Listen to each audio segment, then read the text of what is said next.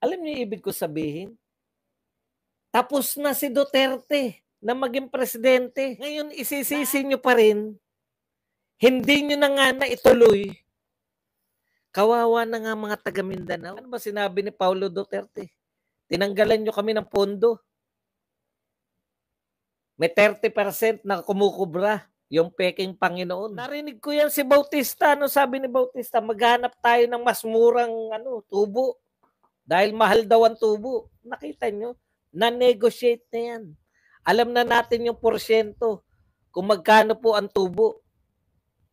Huwag niyong isisi kung ayaw ninyo yung proyekto. Hindi nga napigilan yung baha sa Davao. Puta, hindi ikaw pumigil dun. Sabi mo sa bahay, stop! Ito nga mga kababayan, bago natin ituloy ang video na ito, kung bago ka lang sa aking YouTube channel baka pwede makahingi ng like at subscribe at click mo na rin ang notification bell para updated ka sa aking nilalabas na bagong video. Salamat po. Legit po yung concern ni Paulo Ito po ang concern ni Paulo, isa-isahin po natin. May nagpapapirma, pinangungunahan ni Migs Nograles. Kaya siya nananawagan, huwag niyo ibenta ang inyong pirma. Ikalawa, binawasan ng 2 billion ang budget na na-allotted na sa distrito niya. Ikatlo, ito pinakamalupit sa lahat, no?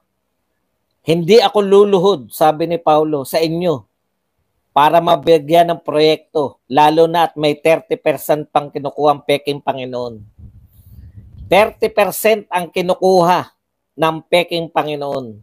Ako manghuhula lang Ano po yan? Direkta yan kukunin? Hindi po. Sa contractor po yan. Legal po yan lahat Para po sa inyong kaalaman, no?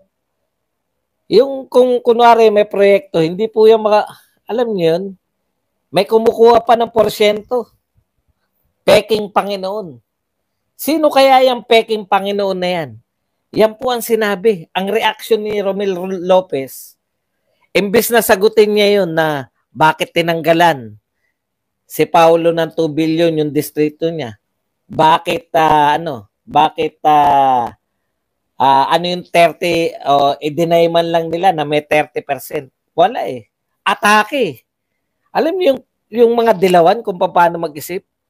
Atake lang kami. Hindi namin kaya magtanggol. Basta kami atake lang. Ayan, no? Ano sabi? Bakit ka ba nag-aalburuto? Di ba si Bongo taga Davao?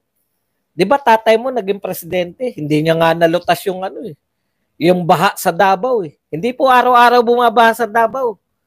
Ilang beses po ako nagpunta ron, wala naman ako nakitang baha. Yung traffic po, depende po yun. May mga lugar lang na hindi po yung buong Davao matraffic. Ito pa isa. Sagot ni Romel Lopez. He was not even able to get the funds from his BFF China to start the Mindanao Railways project. Yan po ang ayoko sa inyo Sa inyong mga dilawan at mga supporter nito ni Pangulong Marcos.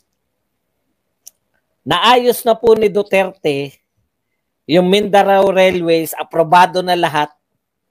Maghihintay na lang ng pondo. Liligawan nyo na lang yung China. Bakit po hindi natuloy? Pandemya. Legit yung mga binabato ni Paulo Duterte. Umatake kayo na pati yung hindi nyo natupad. Alam niyo yung ibig ko sabihin? No? Alam niyo yung ibig ko sabihin? Tapos na si Duterte na maging presidente. Naayos niya na yan lahat. Kung walang pandemya, naponduhan yan. Ngayon, isisisi nyo pa rin, hindi nyo na nga naituloy. Kawawa na nga mga taga Mindanao. Hindi na nga natuloy. Samantalang hindi mo naman sinagot si Paulo Duterte. Sa mga niya. Ano ba sinabi ni Paulo Duterte? Tinanggalan nyo kami ng pondo. May 30% na kumukubra yung peking Panginoon. Presidente tatay mo, hindi nakakuha ng pondo sa China. Anong hindi nakakuha ng pondo? Popondohan na lang nga in-stop ng kasalukuyang administrasyon. Narinig ko yan si Bautista. Ano sabi ni Bautista? Maghanap tayo ng mas murang tubo. Dahil mahal daw ang tubo. Nakita nyo? Na-negotiate na yan. Alam na natin yung porsyento kung magkano po ang tubo. Huwag niyong isisi kung ayaw ninyo yung proyekto. Alam naman namin kung bakit ayaw nyo ng proyekto. Alam nyo ba kung bakit? Mawawala yung porsyento sa proyekto. Pinagbubulan nyo naman kami. Oh. Tanda na namin. Bakit ba gusto nila sa kanila magmula yung proyekto?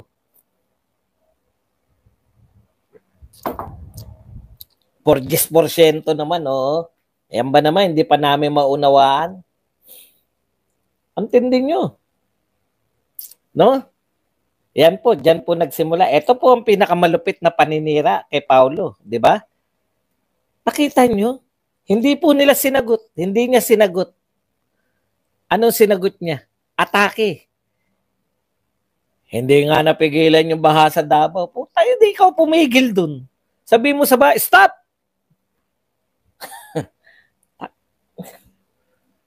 Ito malupit na paninira kay Paulo Duterte. Ngayon po naglabasan. Tuloy-tuloy po to. Marami po to. Ito po, isang nagngangalan Dimuergue. Ito po ay kinuha sa politiko. Pulong, Davao's smuggling king. Pucha, smuggling king na si Pulong ngayon. Pulong is involved in the smuggling. Ito po, laman ha. Pulong is involved in smuggling of other goods such as rice, sugar, electronic products, canned goods, and even ukay-ukay. Lito Banayo was also charged by NBI for rice smuggling during his days as NFA. Pati si Lito Banayo. Dito lang tayo kay Pulong. Smuggling king. Hindi naman namin nabalitaan. 6 years ni Duterte. Pag pinindot niyo po itong pinagbatayan niya, pinagreakan niya, kaya hindi talaga ng black propaganda eh. Ito po ay black propaganda kay Duterte nung tumatakbo pa siya ng 2016. Simula pa lang, ayan no. Ayan no, Davao City Mayor Rodrigo Duterte. Davao City Mayor pa lang si Duterte. Ito po ay April 22, 2016. Recycled na po to, nire-recycle na nila. No? Davao City Mayor Rodrigo Duterte talks a big game against crimes like smuggling, but it seems like can't even reign in his own son, Paulo Pulong Duterte. Davao City Mayor Rodrigo Duterte talks a big game against crimes like smuggling, but seems like yan. A Facebook page. Ang pinagbatayan lang, Facebook page lang. May nag-post lang sa Facebook na smuggler si Pulong. Di ba? Wala po to. Wala pong pangalan na matino eh. Siyempre, ikakalat na yan ng yun na nga po. Kinuha na yan. Ha? Ano pala yan si Pulong? Alam niyo po, si Pangulong Duterte hindi na Pangulo ngayon. No? Pinapaalala ko lang sa inyo, si Pangulong Duterte po, hindi na po Pangulo. Si Pangulong Duterte po, kinasuhan na ng kaso. Si Pulong po, congressman, wala pong immunity ang mga congressman. Kung smuggler po yan, kasuhan nyo. Ang dami nyo na kinasuhan eh. Pati nga mga vlogger, kinakasuhan nyo eh. Hindi nyo makasuhan yung isang congressman. Kalokohan. Buti sana kung hindi nyo ugali magkaso. Kabi-kabila kaso nyo eh.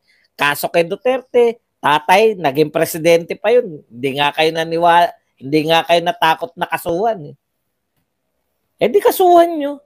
Kung totoo yung mga pinagsabi nyo, yan po, ganyan po sila tumira. No? In-expose sila ni Pulong. Yan po. Balikan ko lang yung sa Quezon City. Alam mo, Martin, o kung sino man, mahirap magtukoy pala. Kung sino man yung namamahala dyan, no? Sa Chacha for sale na yan. Sabi ni Lagman, 100 pesos sa Albay. Sa ibang lugar, mas mahal pa. No? Mas mahal pa. May pondo. Matindi sa Quezon City, pangako lang ng ayuda. Walang binigay kahit 100 pesos na lang, nakatkong pa. Anak ng pupa, paano kayo magiging matagumpay niya? Pinag-interesan pa. Alam nyo, madali lang po yan di ba? Ito real talk Kahit po, 100, kahit po 100 lang, talagang mapapapirma mo yan ng 30%, yung mga 3% bawat distrito. Konti lang po yan 3% lang ng botante. No? Ang problema, ganito. Kung sa baba, may nangat kong nantigawa 100. Etong binabalita ng Channel 5, walang bayaran Pinangakuan lang sila na ayuda, yari.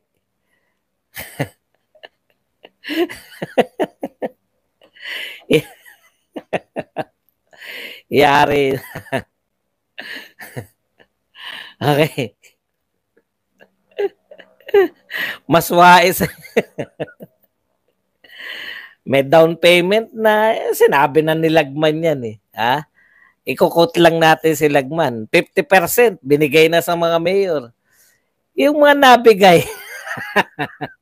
Bakit sa Quezon City tayari na.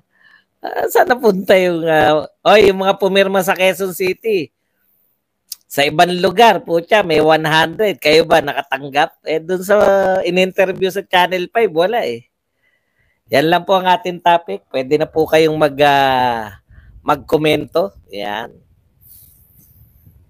Ngayon na ang pagkakataon nyo para Kung nagustuhan mo ang ganitong video, huwag kalimutan ang magkomento kung ano ang saloobin mo. Salamat po.